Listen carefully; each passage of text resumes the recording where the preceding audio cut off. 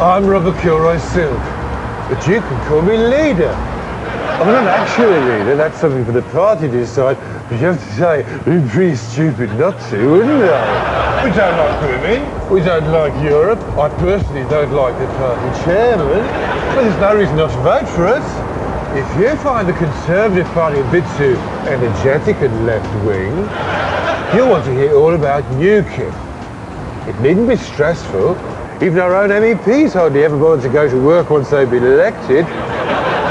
And you'll get the full benefit of my views on a range of issues, including Arabs, immigrants, and political correctness.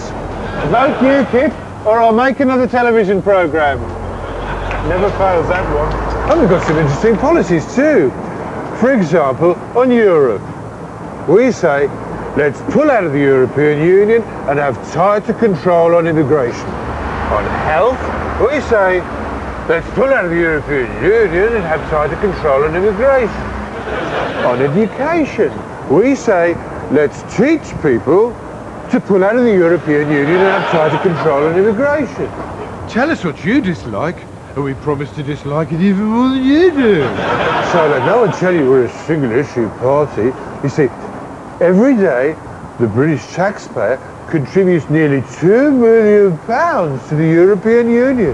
2 million! When we worked at the BBC, we were lucky if we earned that in a whole year.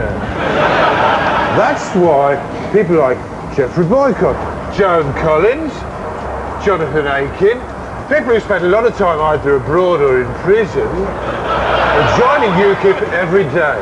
What's that? Minister for Women, Geoffrey Boycott. And only last week, they were joined by former daytime TV cook, Rusty Lee. It doesn't get any better than that. So why not join us at UKIP?